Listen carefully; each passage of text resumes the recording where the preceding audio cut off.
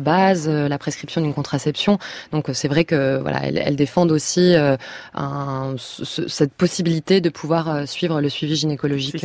Elles sont fondamentales. La réalité des raisons pour lesquelles les sages-femmes se sont trouvées là avec un élargissement de leurs compétences, c'est précisément parce que les gynécologues obstétriciens ne sont plus assez nombreux, parce que ce métier ne fait plus beaucoup rêver les médecins, et que la réalité est surtout ça, c'est que si on veut maintenir un niveau de soins correct sur le territoire, il a bien fallu élargir aux sages-femmes la possibilité de faire des frottis, de la contraception et de l'interruption volontaire de grossesse. Et effectivement, elles le font, mais il ne faut pas croire que les sages-femmes seraient, elles, non pas du tout traversées par la question, par exemple, des violences, du sexisme, du burn-out, de la quantité de travail effrénée, et que évidemment les femmes vont témoigner bientôt exactement les mêmes choses auprès des sages-femmes qu'auprès des gynécologues. Simplement, pour l'instant, elles les ont pas autant fréquentées que les gynécos. Et aujourd'hui, une sage-femme qui a en charge en maternité 4 patientes de front ne peut pas à la fois prendre le temps d'expliquer à une patiente qu'elle va appeler le gynécologue pour lui poser un forceps, à la fois aller s'occuper de poser une péridurale à une dame qui attend depuis plus d'une heure, et puis à la fois accueillir une femme avec bienveillance et l'examiner en prenant moult précautions. Donc effectivement, cette sage-femme-là, elle est complètement compressée et elle ne peut pas faire son travail avec bienveillance, qu'elle soit animée ou non de sexisme. Ce n'est pas tellement ça la question. Et un des enjeux du collège, ce serait de demander effectivement une sage-femme pour une patiente. Ce qui a été possible et qui a été décidé dans les maisons de naissance, on ne voit pas pourquoi ce serait interdit dans les maternités classiques et qui existent dans d'autres pays européens. Swazik nous appelle de Loire-Atlantique, me semble-t-il. Bonsoir Swazik. Oui, c'est ça. Bonsoir. On vous écoute. Je vous appelle de la région nantaise. Je voulais intervenir. Merci pour cette émission très complète. Il y a plein de choses à dire, mais j'ai peur de pas avoir beaucoup de temps. Voilà, moi je suis représentante d'une association locale qui s'appelle Bien-être Nantes, qui est membre du collectif SIAN, qui a été mentionné tout à l'heure et je remercie. On aurait bien aimé être avec vous ce soir, mais bon, c'est pas grave, on est entendu. On a une expérience depuis 15 ans d'accompagnement des femmes et on a une vraie volonté revendiquée d'être associée à toutes les décisions qui vont être prises. On est content de ce rapport. Les choses essentielles y sont dites.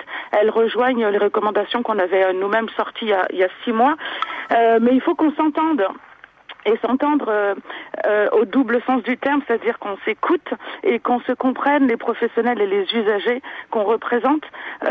Et ça, c'est pas encore complètement gagné quand j'entends tout à l'heure des gynécologues parler de bashing. Pardon, mais de quoi on parle et quel est le sujet de ce soir quand on dit que le consentement éclairé n'est pas possible, ou quand on entend quelqu'un dire « j'ai mis au monde 6000 bébés », où est la place des femmes, de leur ressenti, de leur vécu propre? Voilà, là, ça nous interpelle profondément. Merci, Swazik. On a des dizaines de témoignages, qui mentionnent souvent, comme a été dit ce soir, le manque de considération, voire d'excuses. Parfois, ok, ça a dérapé. Peut-être on peut revenir voir la dame et s'excuser. Nous, on est dispo. On voudrait travailler dans ce groupe de travail annoncé auprès du ministère et dans les formations. On a aussi une place à prendre. Bien sûr. Merci Swazik. Je vous presse un peu parce qu'il y a encore plein de choses à dire, Margot Collet. Je pense que l'intervention du SIAN était importante puisque effectivement c'est un des partenaires qui porte ces sujets-là depuis plusieurs années, qui intervient dans des formations initiales justement. Ça fait aussi partie de nos recommandations et qui travaille à de nombreux groupes de travail avec la Haute Autorité de Santé. Sur la question il faut se mettre tous autour de la table, nous c'est notre point de départ de dire il faut réunir les associations d'usagers, les représentants des ordres professionnels, les associations de patientes diverses et variées. Et je pense qu'on a franchi une étape là-dessus. Dans le traitement médiatique, on n'est plus dans une polémique stérile de c'est les patientes contre les médecins. Et on a franchi un pas qualitatif. À la remise du rapport à la secrétaire d'État vendredi, il y avait de nombreuses organisations de professionnels qui étaient représentées et qui se sont tous dit prêts à travailler maintenant de manière constructive et positive. Oui, Véronique, Julia. Il y a une revendication aussi qui s'exprime, c'est des naissances moins médicalisées. Aux Pays-Bas, une naissance sur 6 se fait à la maison. En France, c'est 99% à l'hôpital. Est-ce que ça peut être entendu aussi? C'est un désir des femmes, hein? D'accord, Emiliane. Alors peut-être pour repréciser quand même, j'ai dit que nous étions sentis bâchés, mais pour autant on a travaillé. Moi, je suis présidente d'une commission où les associations siègent à 4. les autres représentants professionnels ne sont que 1, et donc on a fait une très large part à l'écoute des représentantes des usagères. Et donc de ce point de vue-là, je pense qu'on est effectivement parfaitement en marche et dans quelque chose qui correspond aux besoins des femmes. La question des accouchements à domicile, pour le coup. À domicile ou en maison de naissance, c'est-à-dire avec des structures moins moins médicalisées. Ce qu'il faut dire de la Hollande, une femme sur 6 accouche en dehors de l'hôpital, mais c'était une femme sur 3 il y a 20 ans. Donc la question qu'il faut se poser, c'est pourquoi ils ont diminué de moitié ce chiffre, pour commencer. Et l'autre chose, c'est que le collège, là pour l'instant, a vocation à s'occuper de ce qui se passe dans les maternités. On a déjà du mal et donc on n'est pas parti pour discuter de la question de ce qui se passe dans les domiciles et le libre choix aux femmes d'accoucher à la maison.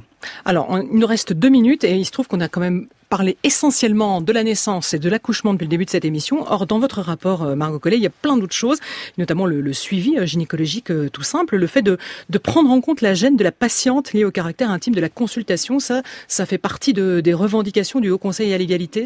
Vous demandez ça, on va demander ensuite, pour conclure, au Dr Yaman, comment on peut faire pour prendre ça en compte ? Oui, pour nous, c'était indispensable de lier, de sortir de l'accouchement seul, des problématiques qui peuvent se poser par rapport aux nécessités vitales ou etc. Dans la consultation gynécologique, il n'y a pas de situation d'urgence, il n'y a pas de nécessité vitale là dans le moment qui empêcherait de dire à une femme, pour que vous soyez moins gênés, vous pouvez enlever votre t-shirt pour la palpation mammaire, puis votre pantalon pour l'examen vaginal.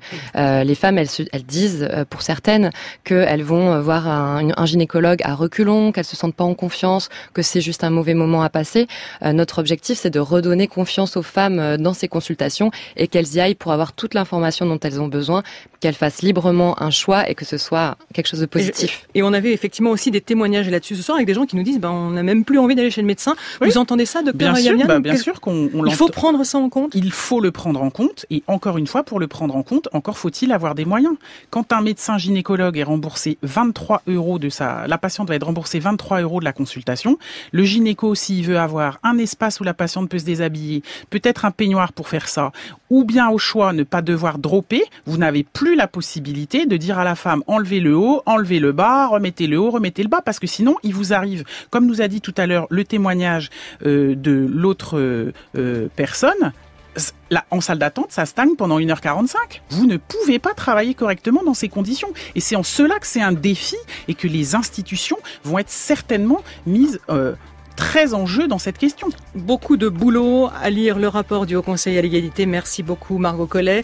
Merci Dr Yamian. Merci Véronique, beaucoup. Julia, merci à tous de nous avoir appelés. Merci à Pierre Descertaines, Simon Aresta, Caroline Baudry à la réalisation ce soir, Stéphane Combe à la technique, Élise Christophe et Stéphane Boja. Merci aussi à nos jeunes standardistes qui n'ont pas chômé ce soir.